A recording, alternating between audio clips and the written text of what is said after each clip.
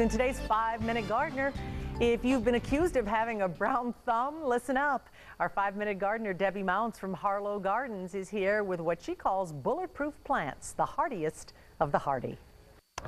Okay, as Tucson gardeners, we have all of these challenges. We have heat, we have soil conditions, we have some freezing in the wintertime. All of those things are going to take out our plants, or they can take out our plants.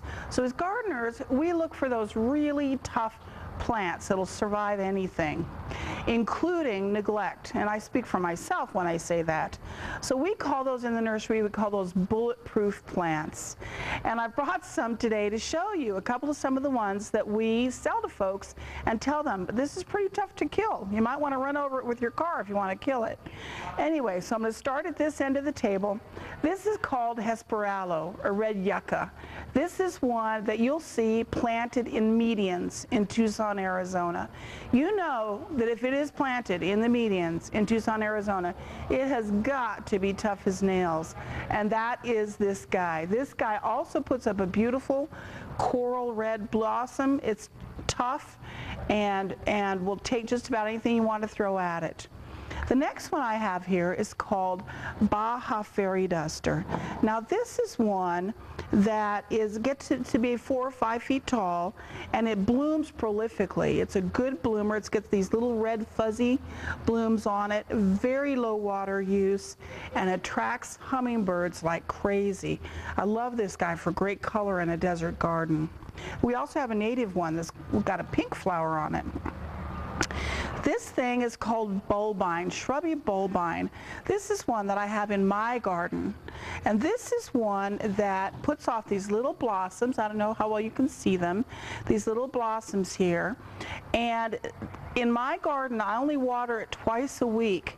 Now, it could look a little better if I watered it a little more, but I'm trying to be a little stingy with the water these days.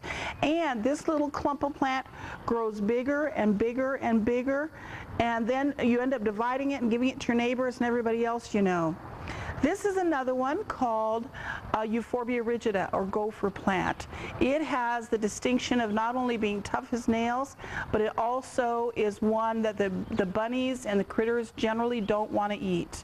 Now the last one that I have over here is in the emu bush family, in the Aromophila family, and it is really beautiful. It's dry, loves the heat, and it flowers like a maniac. These are all plants that'll survive your toughest conditions in your garden.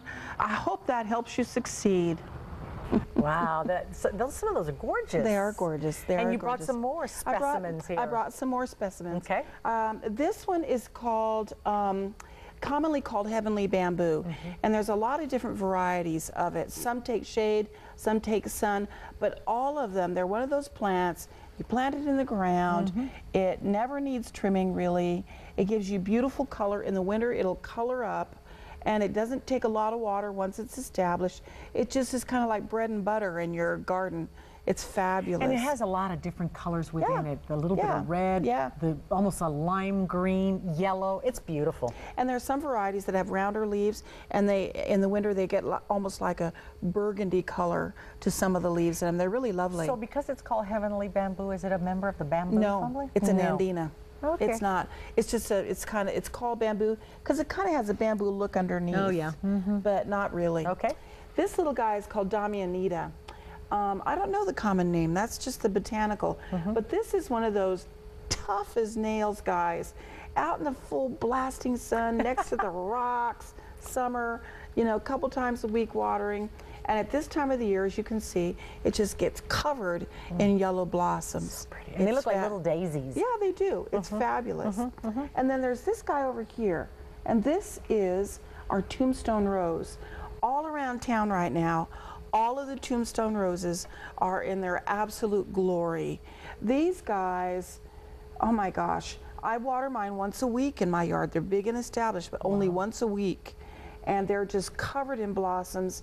They get very big. It's a vine. Okay. You can also keep it trimmed as a bush, but these guys are just amazing. Now, do those attract bees, that tombstone rose? Anything that blooms is going to attract attract bees, and we need the bees to a certain degree. Now, there's some things that are more, things like rosemary are big bee attractors, everything that blooms should attract bees for the pollination. It needs that. So if there's things that, if you have an allergy or something, ask us and we'll try to steer you away from some of the things that are big bee attractors. Okay. All right, sounds good. Beautiful stuff. Thank you so much. You're very welcome.